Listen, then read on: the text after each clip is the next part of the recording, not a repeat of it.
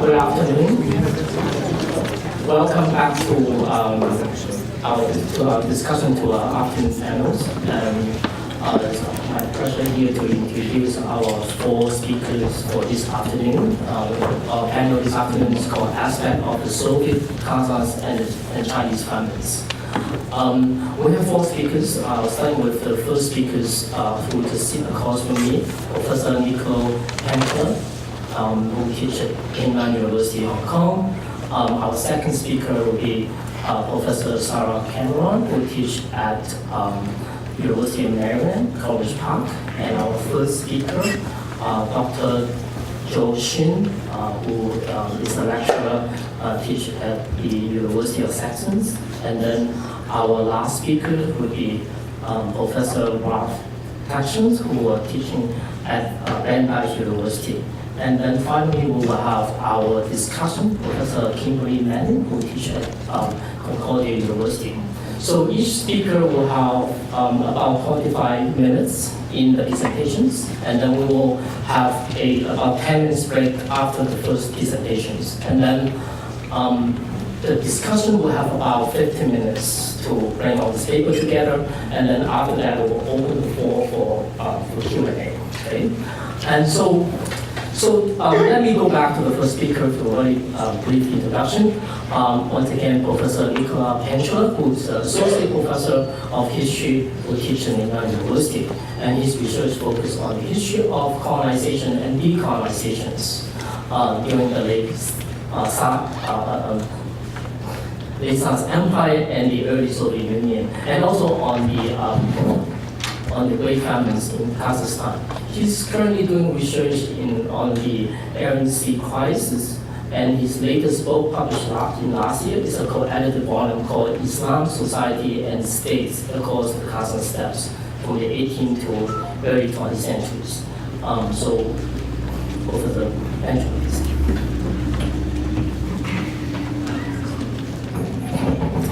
Thank you very much for inviting me.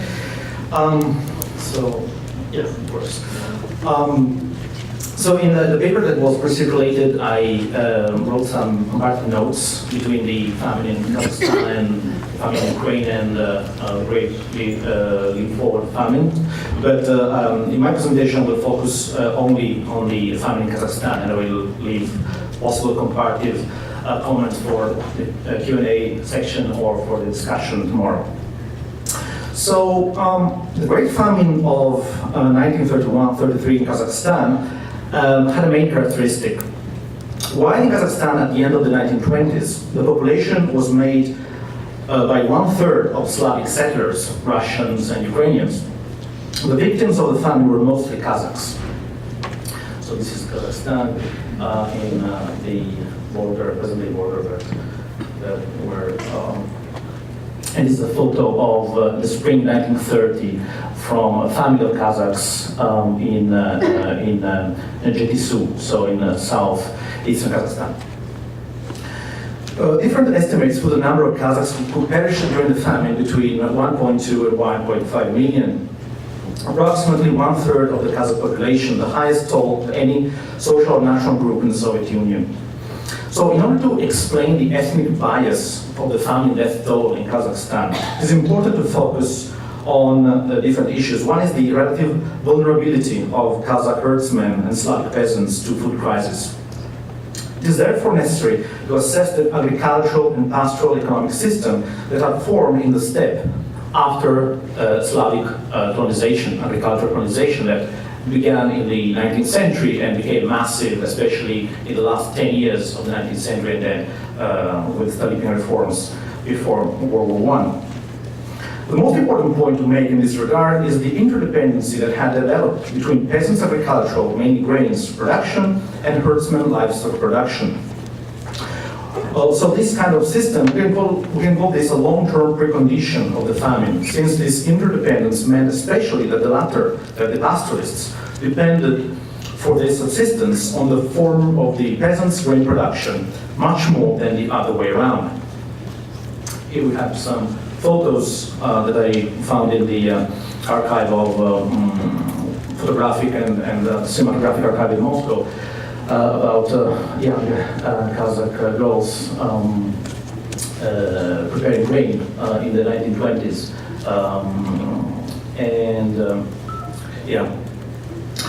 So forced extraction of grain from the region's market starting in 1928 was therefore an important factor in pushing the herdsmen below the subsistence line. So the herdsmen were consuming a significant amount of grains. Even if not all the Kazakhs were livestock breeders, here's another photo from the same archive about a family of Kazakh peasants tilling the land using camels as traction force. So 1/4 of Kazakhs were agriculturalists at the end of the 1920s, according to official statistics. The consequences of events happening 10 to 15 years before the famine can be considered mid-term preconditions. I am referring to the consequences of the 8 years of crisis between World War I, which implied requisitions of livestock in the steppe, the Great Revolt of 1916 and its violent suppression by the Tsarist army, violence between Kazakhs and the Slavic peasants, and the end of the 1921-22 famine that hit the Kazakh northwestern steppe particularly hard. So there was this continuum crisis, as Niccolo wrote for another region of the Russian Tsarist Empire. The incomplete recovery in terms of livestock numbers and in general subsistence levels during the new economic policy from the deep demographic and economic crisis of 1914 for 1922 is a factor that explains Kazakh society's vulnerability to extractive policies that put an end to the new economic policy at the end of the 1920s. Finally, grain and livestock forced procurements, disruptions caused by collectivization, and the total sedentarization campaign are the short-term causes invoked to explain the final push towards the subsistence crisis and the famine. Forced procurements started in 1928, collectivization and sedentarization campaigns officially started in 1930. It is clear that the extraction of resources from the region had an impact in unleashing the famine. However, different scholars assign a different weight to these factors. So the question about the relative importance and about the use that the state made of the resources extracted from the region is still waiting for a conclusive answer.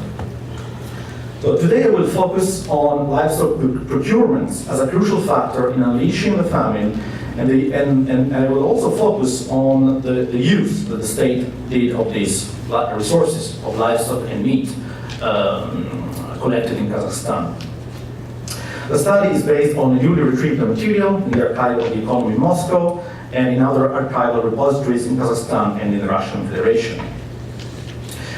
As Professor Niccolo Pianciola already very clearly explained, the concept of hierarchy of consumption was introduced by Elena Osokina, who studied the transition from the free market of food products during the NEP to a system of state-controlled rationing.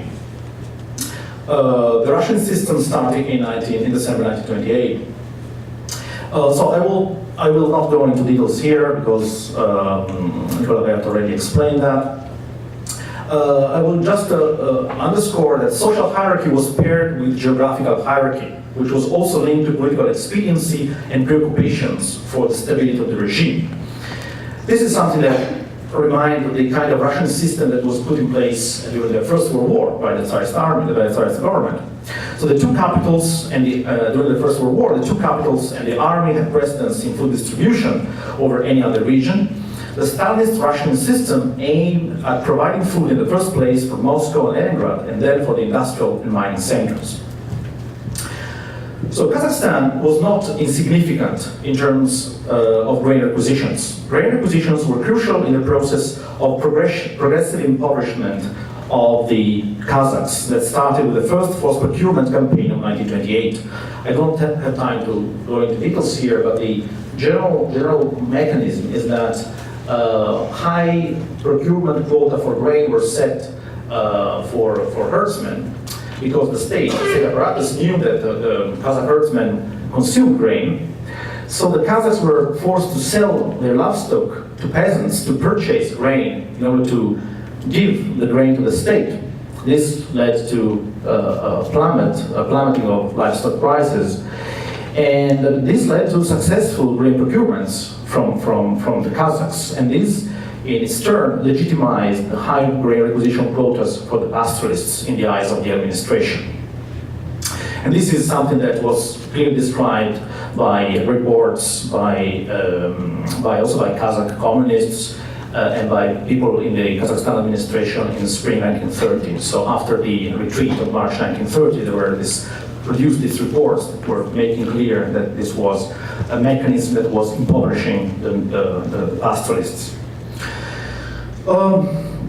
However, Kazakhstan was an especially important area for meat and livestock acquisitions, even more so starting in the summer of 1930, the point when a significant proportion of Soviet livestock had died. So at this point, Moscow had the problem of finding the livestock that remained in the Union.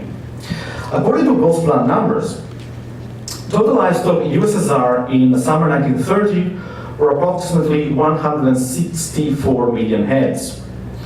Of these, 141 million were located in the Russian Republic. Kazakhstan was part of the Russian Soviet Federative Republic until 1936, okay? In June 1930, in Kazakhstan were present 19.6 million heads of livestock, not counting camels that were in any case less than 800,000. So in Kazakhstan, there was 13.9% of the Russian Republic livestock and 11.9% of USSR livestock. A secret Politburo resolution of 15 July 1930 on livestock procurement emphasized the necessity to intensify procurement in, quote, nomadic regions, unquote. The context of the text clarifies that Politburo members were referring to Kazakhstan and North Caucasus, and set the quota for the year. The organization, the Soviet institution in charge of organizing and overseeing meat and livestock procurements was Soyuz Myasa, which was also in charge of running the network of slaughterhouses and meat camp factories on the entire Soviet territory. Kazakhstan, as Party Secretary Shokin pointed out, was the area that had, quote, the largest livestock procurement quota in the Union, unquote. According to the 1930-31 livestock procurement plan, Kazakhstan had to provide almost 500,000 tons of live weight, as the measuring unit went, out of a total of 2.7 million for the entire Soviet Union, or 18.5% of the total, so significantly higher of the percentage of the Soviet livestock present in Kazakhstan. The second Soviet Republic in terms of quantity of livestock to be supplied was Ukraine, with more than 400,000 tons, and third was North Caucasus, with much less. So if we take into account the average weight of one animal, from the procurement plan, we can infer that approximately 5 million animals, all species considered, had to be collected and or slaughtered in Kazakhstan during the 1930-1931 campaign. Livestock requisitions for Kazakhstan in this year therefore amounted to 1/4 of the entire animal population of the Republic.